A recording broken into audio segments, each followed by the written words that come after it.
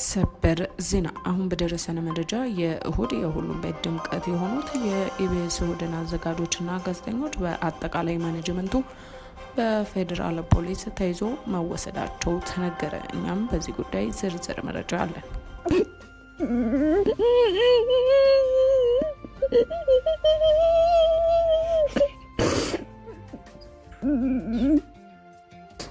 የሀገራችንን ትልቁን የቴሌቪዥን ጣቢያ ወደ ሕግ ያመራው ጉዳይ እንደ ሀገር ተቋሙን ትዝብት ውስጥ የጣለውና እንደ ሀገርም የገባንበትን ዝቅጠት ፍንትው አድርጎ ያሳየው ወንጀል ብዙዎች እየተደፈሩና ለጉድ አስገድዶ መሰወር ባለበት ሀገር እየተኖረ ተማሪዎች ከትምህርት ገበታቸው ለእረፍት በሚመለሱበት ጊዜ ታግተው እየተወሰዱ በብዙ ብሮች የመደራደሪያ ገንዘብ እየተጠራ ልጆቻቸውን መልሰው የመግዛት ያክል በሚሊዮን በሚደራደሩበት በመሃል ከተሞች ላይም ሳይቀር በሴቶች ላይ የሚደርሱ ጥቃቶች ፍንትው ብለው በሚታዩበት ጊዜ እንዲህ ያለው ማስተባበያና የክስ ጋጋታ ብዙዎችን አሳዝኗል። በኢቢኤስ በአዲስ ምዕራፍ ቀርባ የብዙዎችን ልብ የነካችው ታሪኳን ያጋራችው ብርቱካን ተመስገን ታሪክ ብዙ መዘዞችና ውዝግቦችንም አስነስቷል። ታዲያ በስፋት መነጋገሪያ የነበረውን የብርቱካን ጉዳይንና ወደ ክስ ያመራው የኢቢኤስ ቲቪ ቻናል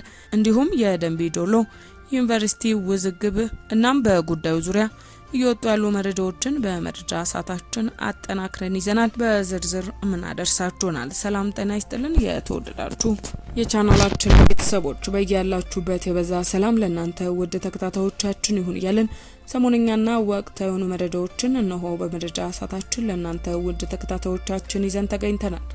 እናንተም ለቻናላችን አዲስ ከሆናችሁ ቻናላችንን ሰብስክራይብ እንዲሁም የደውል ምልክቷን በመጫን ዘላቂ የሆነ ቤተሰብነትን ከኛ ጋር ይመስርቱ።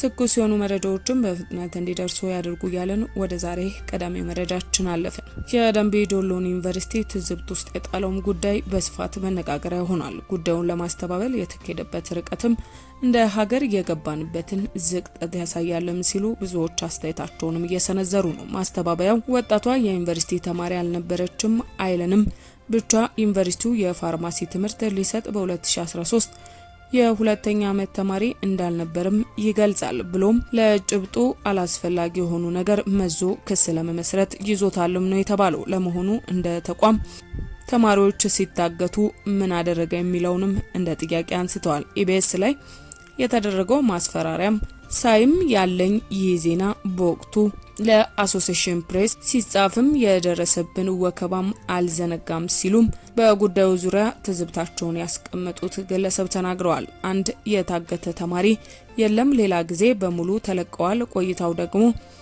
6 ብቻ ናቸው የቀሩት እያሉ ጉዳዩን ሲያምታቱ የነበሩ የመንግስት ባለስልጣናት ነበሩ። እኛንም ቢሮአቸው እየጠሩ ዜና መስራት እንድናቆም ሲጠይቁንም ነበር። አሁን ጉዳዩ ቆይቶ ለህዝብ ሲደርስ ደግሞ ሌላ ማስፈራሪያም በዚያ አካሄዳቸው ልጅቷንም ሊያስፈራሯት ይችላል። ስለዚህም በቅርብ እንከታተላለን፣ ልጅቷን ለማገዝም እንቅስቃሴ እናደርጋለን ሲሉ ቁርጠኝነታቸውንም አያይዘዋል። እስካሁን በስልኳ ለማግኘት ያደረጉት ሙከራ አልተሳካልንም ሲሉም ገልጸዋል። በጉዳዩ ላይም የእገታ ዜና ሰልችቶን ዜና ሳይመስለን የምናልፍበት እጅግ አሳዛኝ ሁኔታ ተፈጥሯል እንጂ በየሳምንቱ የሚታገቱ እጣፈንታቸው ይህ የልጅቷ ነው ሲሉም ባለፈው ሳምንት ብቻ 2 ሙሉ አውቶቡስ ህዝብ ታግቶ የ2 ዓመት ህፃን ልጅን ጨምሮ መኖሯንም አያይዘው ገልጸዋል። ያስተባበለው የደረሰውን ግፍና በደል ሳይሆን የትምህርት ዘርፍ መጀመሪያ አለመጀመሩ ነው። የደንቢ ዶሎ ዩኒቨርሲቲ ኢቢኤስን ቴሌቪዥንም እከሳለውም ብሏል ሲሉ የብዙዎችን ልብ የነካውን የብርቱካን ተመስገን ታሪክ ባለፈው በኢቢኤስ መቅረቡን ተከትሎ የደንቢ ዶሎ ዩኒቨርሲቲ በ2013 የትምህርት ዘመን የሁለተኛ ዓመት የፋርማሲ ተማሪ ነበርኩ በማለት የሰጠችውን ሀሳብ ስህተት መሆኑንም ገልጿል። ኢቢኤስም ይህንን ውንጀላ እስካልቀለበሰ ድረስ ዩኒቨርሲቲው ጉዳዩን ወደ ፍርድ ቤት እንደሚወስደውም ዩኒቨርሲቲው አስታውቋል። የምናስተባብለውን ለይተን ብናውቅም መልካም ነው ሲሉም አንዳንዶቹ አስተያየታቸውንም ሰጥተዋል። የቀረበው የብርቱካን የህይወት አጋጣሚ አሁንም ብዙዎችን በእንባ እያራጨም ነው። በሴቶች ላይም ሊፈጸሙ የማይገቡ አስነዋሪ ተግባር መፈጸሙ ሲሰማ በእርግጥ ልብ ይነካልም ሲሉም ገልጸዋል። ታዲያ በድጋሚ ተማሪያችን አይደለችም ዩኒቨርሲቲው ደምቢዶሎ ዩኒቨርሲቲ ዛሬም በድጋሚ መግለጫ አውጥቷል። በመግለጫውም ደምቢዶሎ ዩኒቨርሲቲ ባካሄድኩት የማጣራት ስራ የዩኒቨርሲቲ ተማሪ ነኝ ያለችው ብርቱካን ተመስገን በዩኒቨርሲቲው የመረጃ ቋጥ ላይ በየትኛውም የትምህርት ክፍል ያልተመዘገበች የዩኒቨርሲቲው ተማሪም እንዳልሆነች ተረጋግጧል ሲል ነው በድጋሚ በሰጠው መግለጫም የገለጸው። በተጨማሪ የተባለው ትምህርት ክፍል በወቅቱ ያልነበረና በዩኒቨርሲቲው ግቢ ውስጥም ምንም አይነት የተማሪ እገታ ያላጋጠመ እንዲሁም በግቢው ውስጥም ለአንድም ቀን የተኩስ ድምጽ ተሰምቶ የማይታወቅ ሆኖ ሳለ ኢቢኤስ ያቀረበው ፕሮግራም ቢያንስ ከዩኒቨርሲቲ መረጃ ሳይወሰድ እንዲህ አይነት ፕሮግራም ማቅረብ የዩኒቨርሲቲውን ገጽታ ለማበላሸት የታለመ ስለሆነ የተላለፈው ፕሮግራም ዩኒቨርሲቲውን የማይወክል መሆኑ ይገልጻልን በማለት አጠቃሏል።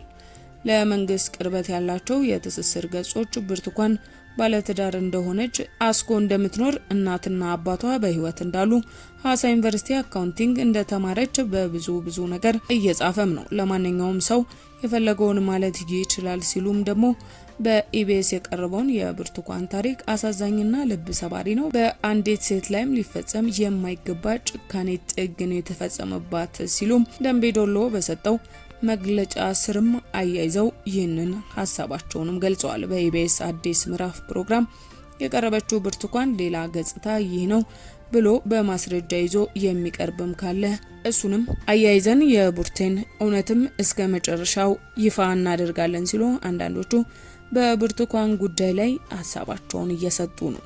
በብዙ ውዝግብ ያለው የኢቢኤስና የደምቢዶሎ ዩኒቨርሲቲ የገቡበት ያልተጣራ መረጃ በቴሌቪዥን ጣቢያቸው አሰራጭታቸዋል ሲል የከሰሰው የደምቢዶሎ ዩኒቨርሲቲ ጉዳዩን ወደ ሕግ መውሰዱን ማምሻውንም የኢቢኤስ ዋና ዳይሬክተር፣ የዝግጅት አዘጋጆች እንዲሁም አንድ ኤዲተር በፌዴራል ፖሊስ ተይዘው ቃላቸውን እየሰጡም እንደሆነ ከደረሰን መረጃ ማረጋገጥ የቻል ነው። ይህ ዜና እስከ ተጠናከረበት ጊዜም በኢቢኤስ ቀርባ ታሪኳን ለመላው የኢትዮጵያ ሕዝብ ያደረሰችው ብርቱካን ታሪኩ ከቅርብ ሰዎች ለማጣራት እንደቻልነው የገባችበት አልታወቀም ሲሉ ቤተሰቧ እስካሁን እንዳጧትም ለመረጃ ምንጮቻችን ገልጸዋል።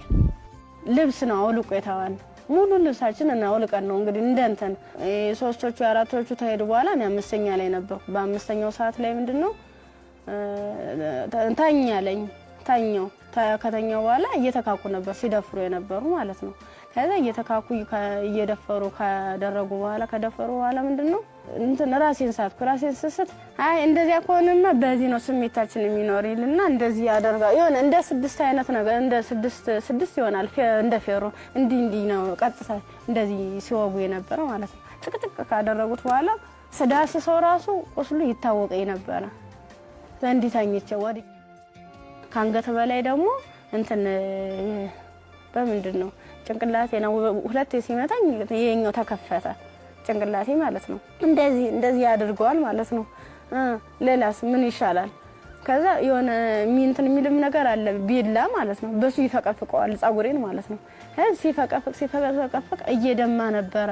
በዚህ ሚተለትላሉ እንደምላጭ አይነት ነገር ይዘዋል። ሁሉ ትልትል ነው። ይሄን ማህፀኔ ከተጨቀጨቀ በኋላ ምንም አላስታውስ ተጣል ምን ሆነ ግን ምንድነው በስድስተኛ ቀና ብዬን ተሰል ምንም ነገር የለም። ከጎኔም ረሳለ ከጎኔም ልጅ ተርትላለች።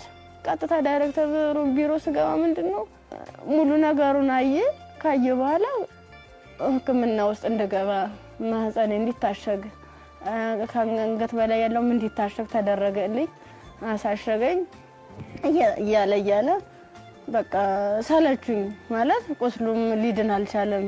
እነሱም ካቅማቸው በላይ ሆነ።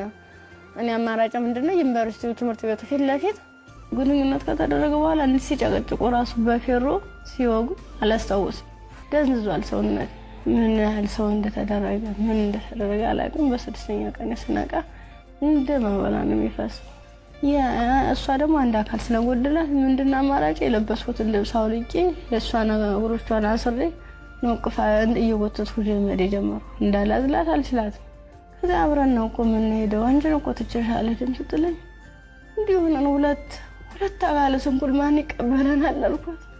እንግዲህ ማንም ቢሆን እንደዚህ ደም እየፈሰሰ እንደዚህ ምድሩ ሁሉ ጨልሞብኝ ነገ ወደ የተሻለ ህይወት አገኛለሁ ብዬ ነገ ወደ ጥሩ ቦታ ደርሳለሁ ብዬ አሰብኩት። ልጅ በቃ መጨረሻው እንደዚህ ሲያምር እንደዚህ ሲሆን በጣም ከፋኝ። በቃ ለሁሉም ማለት ነገር ጎዳስ እንዴት ነው የምሆነው? ውድ የቻናላችን ተከታታዮች ለዛሬ መረጃ ሰዓታችን ያዝንላችሁ መረጃ ይህንን ይመስል ነበር። በሌላ መረጃ ሰዓታችን እስክንገናኝ ቸር ቆዩልን።